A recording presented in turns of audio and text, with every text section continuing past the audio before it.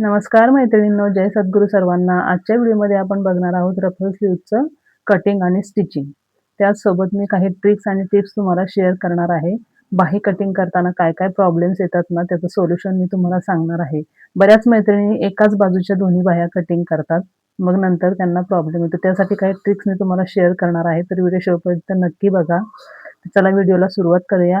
मी इथे रफल स्लीव्हची उंची घेत आहे 13 इंच, खाली घेत आहे 6.5 इंच, वरच्या बाजूला 2.5 इंच आणि थोडासा गोलवा शेप देऊन हा पार्ट आपल्याला कटिंग करून घ्यायचा आहे.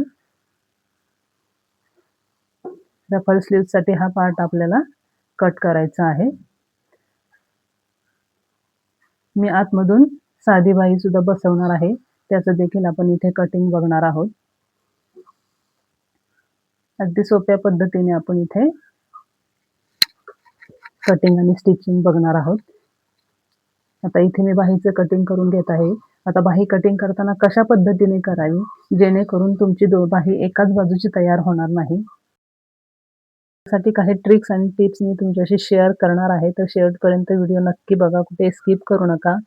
इथे बाहीच्या दंडघेराच्या निम्मे मी इथे घेतलेलं आहे. दंडघेर आहे 13, 13च्या निम्मे इथे 6.5, मुंडा खोली 3 इंच, बाहीची घडी छातीचा 5वा भाग प्लस 1.5 इंच, खाली दंडघेराच्या पुढे 1.5 इंच मार्किंग करून जोडून घ्यायचंय.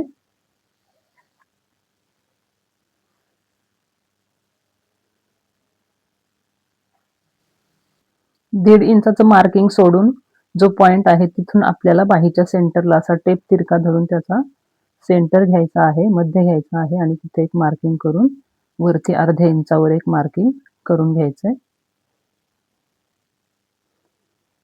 बाहीच्या सेंटरला बॅक पार्टसाठी 1.5 इंच आणि फ्रंट पार्टसाठी 1.25 इंचाचं मार्किंग करायचं आणि फिश कट द्यायचा आहे.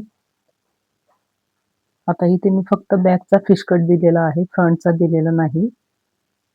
ते मी तुम्हाला पुढे सांगणारच आहे मी असं का केलं ते. आता ही आपली बाहीची कटिंग झालेली आहे.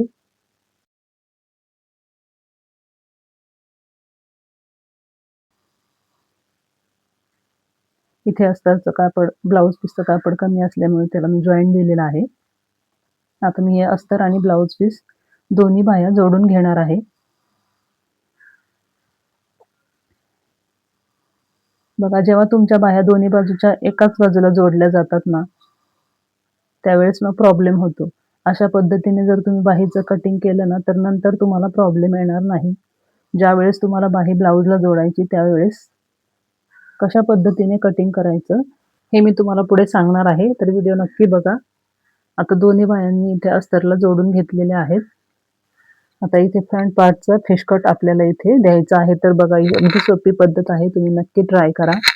आता दोन्ही बाह्या आपल्या एकावर एक आपल्याला ठेवून घ्यायच्या आहेत. अस्तरवर अस्तर मी ठेवलेलं आहे, तुम्ही बघू शकता. त्या पद्धतीनेच तुम्हाला करायचं आहे. बाहीच्या सेंटरमध्ये घडी घालून बाही 1 इंच अशी आतमध्ये सरकवून घ्यायची आहे आणि जो वरचा बाहेरचा बॅकचा पार्टचा फिश कट दिसतोय तो आपल्याला कट करायचा आहे वरचा,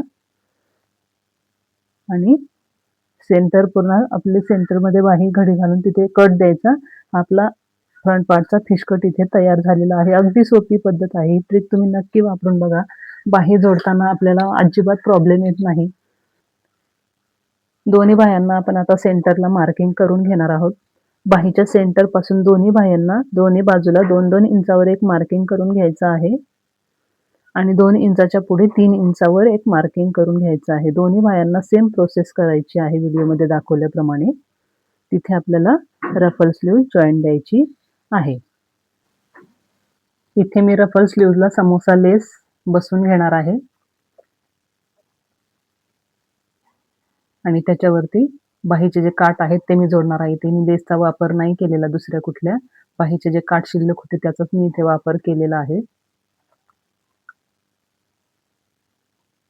जी रफल स्लीव्ह आहे त्याला मी खालच्या बाजूने आधी 1/2 इंच फोल्ड करून घेतलेला आहे आणि त्याच्यावरती समोसा लेस जोडलेली आहे आणि त्याच्यावर आता हे मी काठ जोडून घेत आहे. दोन्ही बाजूने काठाला टिप मारून घ्यायची आहे.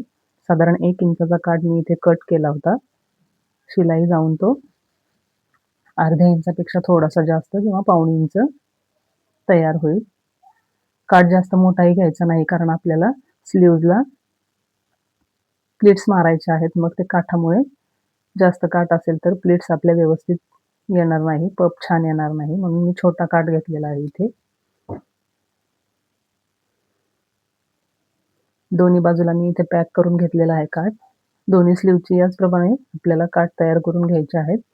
आता बाहीच्या सेंटरला बरोबर ही रफल स्लीव्हचा सेंटर ठेवायचा, तिथे एक टाचणी लावून घ्यायची आणि 3-3 इंचाचं जे मार्किंग होतं 3 आणि 2 इंचाचं, बरोबर त्या 2 इंचामध्येच आपल्याला या 1-1 इंचाच्या प्लेट्स सेट करायच्या आहेत. प्लीट्स सेंटरच्या बाजूला फोल्ड करायच्या आहेत. म्हणजे बाहीचा जो सेंटर आहे त्या बाजूला प्लीटचं तोंड आलं पाहिजे. दोन्ही बाजूने आपल्याला याच पद्धतीने प्लेट्स सेट करायचे आहेत. म्हणजे आपली रफल स्लीव्ह व्यवस्थित तयार होईल.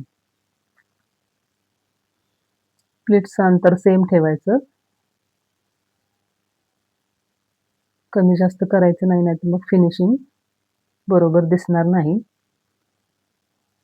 या पद्धतीने आपल्याला फिनिशिंग करायचं आहे. 1-1 इंचाच्या प्लीट्स तयार करून अशी बाही तयार करायची. बघू शकता तुम्ही, सुंदर अशा आपल्या स्लीव्ज या तयार झालेल्या आहेत. आपण आता या ब्लाऊजला जोडणार आहोत. बाही जोडताना ब्लाऊजला नेहमी सेंटरपासूनच जोडायची, म्हणजे बाही परफेक्ट बसते आणि फिनिशिंगही व्यवस्थित येतं. शोल्डरपासूनच बाही जोडायची मध्यामध्ये. दोन्ही बाजूच्या बाह्या तुम्ही अशाच पद्धतीने जोडा. नवीन शिकणाऱ्यांनी या ट्रिक नक्की फॉलो करा, म्हणजे तुमच्या ब्लाऊजचं फिनिशिंग खराब होणार नाही. बाही कुठेही कमी किंवा जास्त होणार नाही. परफेक्ट आपली बाही अगदी परफेक्ट बसते. या ट्रिक तुम्ही नक्की फॉलो करा. आता मी याला फिटिंग करून घेणार आहे ब्लाऊजला. बाह्या मी दोन्ही बसून घेतलेल्या आहेत.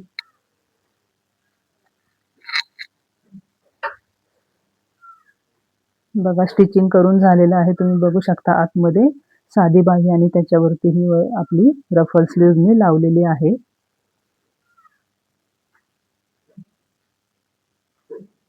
सुंदर असा आपला ब्लाऊज तयार झालेला आहे. तर हा व्हिडिओ तुम्हाला कसा वाटला कमेंट करून नक्की सांगा आणि व्हिडिओ आवडल्यास लाईक करा.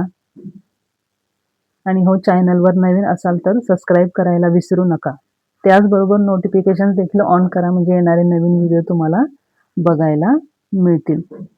अशाच काही नवीन ट्रिक्स आणि टिप्ससाठी चॅनलला फॉलो नक्की करा. भेटूया पुढच्या व्हिडिओमध्ये.